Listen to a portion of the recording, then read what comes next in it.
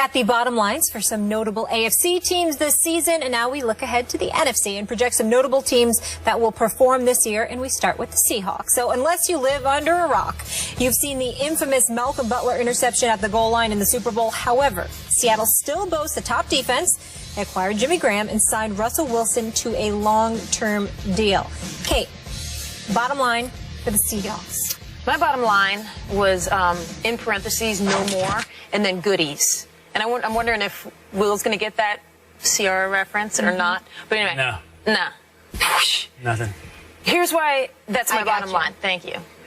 I don't think they're winning the Super Bowl. I don't think they're getting to the Super Bowl this year. Of course, I think they're going to be a very solid team. But I know Will doesn't like going with this, but I got to go with how I feel on the Seahawks right now.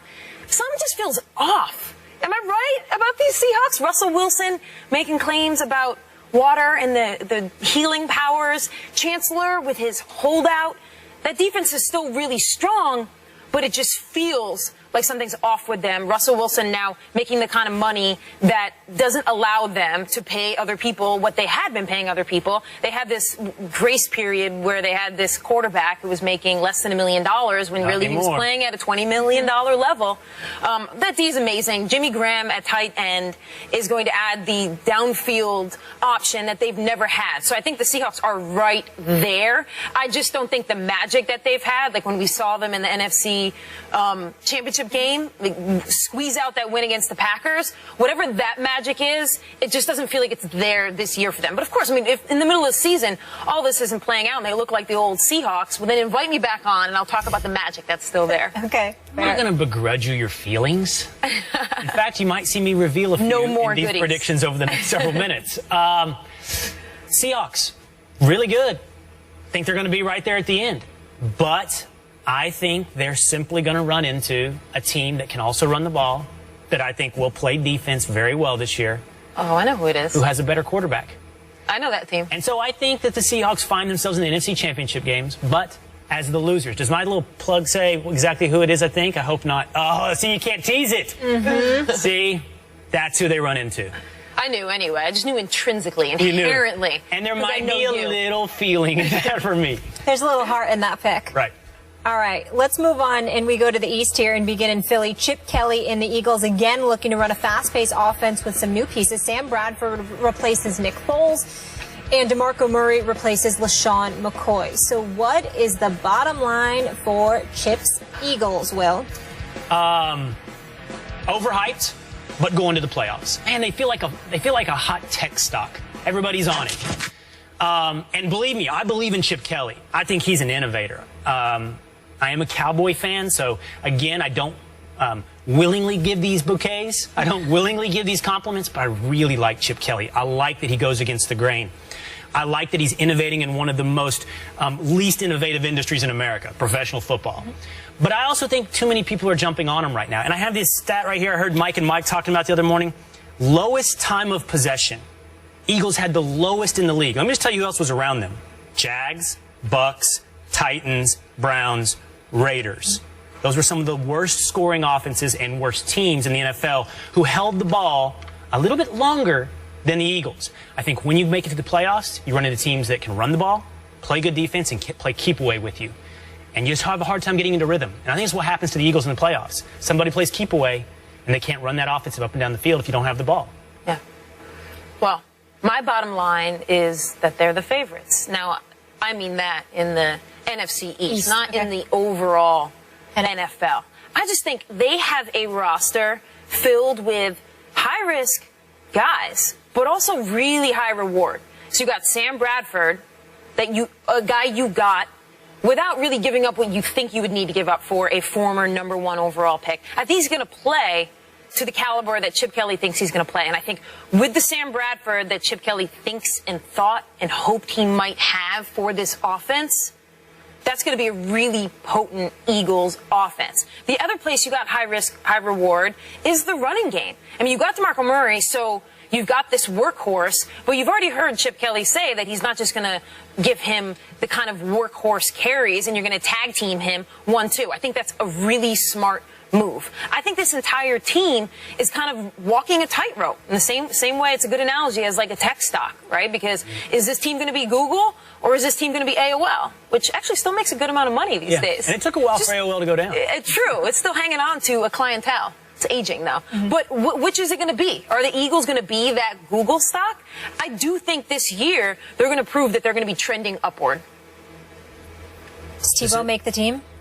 Yes. Yes. Cool. Skip, I hope you heard that. Sticking with the East, and speaking of Skip, America's team, the Cowboys are one of the favorites in the NFC with an offense led by Tony Romo and Des Bryant. Sean Lee returns to anchor the defense. What is the bottom line for the Cowboys, Kate? I love that I go first here. And I'm so ready. I'm so excited. I know. Do you really hate him? You know, if you asked me that question when I was 12, the answer would be so much different. You've matured now. Yes. I don't hate them. Yeah. When I was 12, I probably... You lost your feeling. I'm teasing. I'm teasing. I know you're a Giants I gained more of, a viewpoint, a bird's eye view now of the situation. But I mean, I'm obviously coming at it from someone who has watched every single New York Football Giant game. So let's take this with a grain of salt. But my bottom line for this team is that there are too many ifs. They gave up DeMarco Murray, or they let him go. They've got a great offensive line, and the if there is that we all believe, and we want to believe, and the Cowboy fans certainly do, that you can put anybody back there. We're going to find out. We're going to find out if you can put just anybody back there. You've got a 35-year-old QB. He's playing great. He played great last year, but throughout the course of his career, he has not been making the key plays at the key moments that he's going to absolutely need to do if these Cowboys are going to win the Super Bowl. Because at this point with the Cowboys, they got to get to a Super Bowl for a Cowboy fan to be like, that's what we needed this year.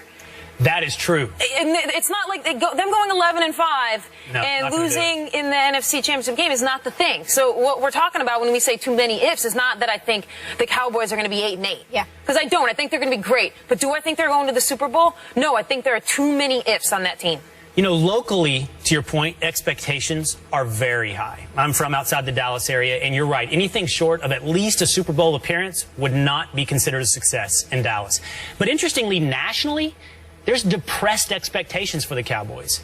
There's only one big if, okay? You said there's too many ifs. There's one big if, and it is the running back position. And I refuse to believe that DeMarco Murray is the difference between 9-7 and 12-4. Will the Cowboys be able to replace DeMarco Murray? Probably not. Will they still be great? Yes. They have the best offensive line in the NFL. They have a top 5 quarterback in the NFL. He was flawless last year. And there's no reason to believe he'd be different this year. And the one if in the past has also been that defense. Right. And I think that defense is greatly improved. I think Randy Gregory, who the Cowboys absolutely stole in the second round, will be the Rookie of the Year. He will have over 10 sacks. He's already been getting sacks racking up this preseason. The Cowboys' defense is much, much better than it was last year. They will get after the quarterback. That was the one thing they couldn't do. That's why they lost to the Packers. They couldn't sack Aaron Rodgers. They'll be able to do it this year. And they'll be the reason that the Seahawks fall in the NFC Championship game. Because simply Romo is too good. I mean, that's another if there. It's Greg Hardy. I mean, he hasn't played a meaningful down in a very, very long time. Greg Hardy, we'll see. But and there's a difference between a drastically improved defense and a Super Bowl caliber defense. My bottom line with the Cowboys is they're Super Bowl champions. I think if you're playing safe bets, they are one of the safest bets. One of two. Them or the Patriots. Safest bets. Wow. Okay, I will remember that. How about we go to the Big Apple, those New York Football Giants. Another disappointing season in 2014 with only 6 wins. Odell Beckham entered his second season after an impressive rookie year. Questions remain on defense, though. Jason Pierre-Paul is expected to report to the Giants after losing a finger in a fireworks accident on 4th of July weekend. What is the bottom line for the G-men? Too many holes.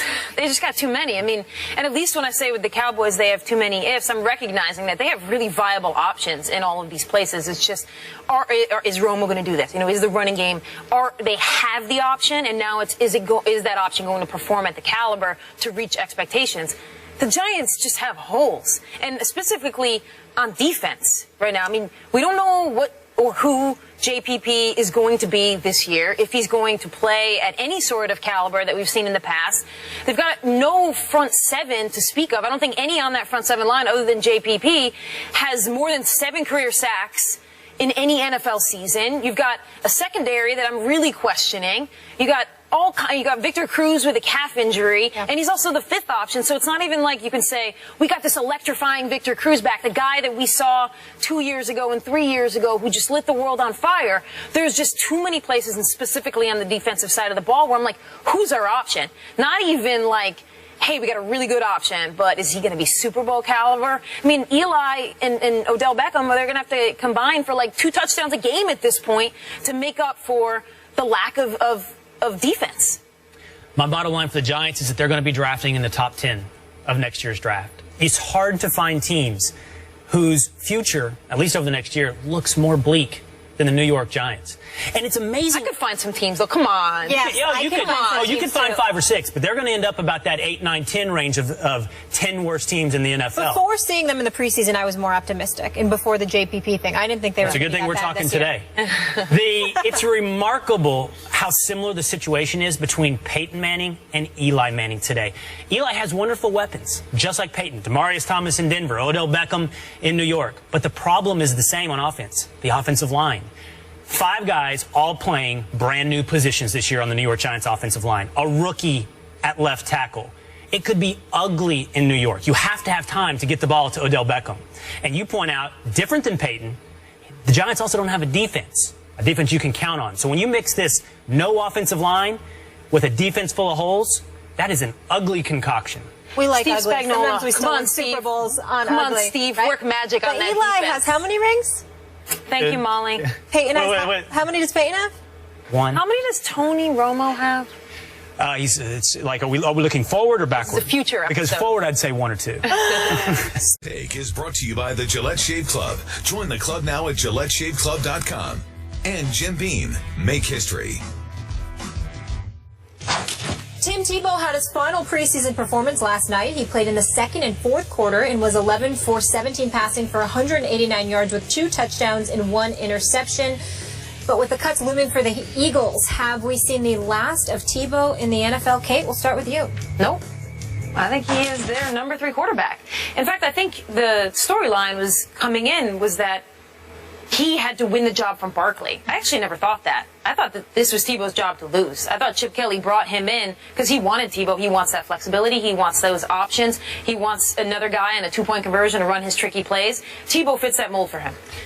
I think he's an Eagle by the end of the day as well, because I don't think Matt Barkley is your quarterback of the future. So what's your upside with Matt Barkley? You might as well take Tebow, take the upside in the locker room, take the intangibles, keep him around. The question is this, though. If he's not an Eagle by the end of the day, he might just be out of the NFL. Fly Eagle. Is there another team? Does he become the backup and take Sanchez's job? Dun, dun, dun. Assistant Everybody to the have an regional amazing manager. holiday weekend. Thank you so much for hanging with us. We'll see you on Monday.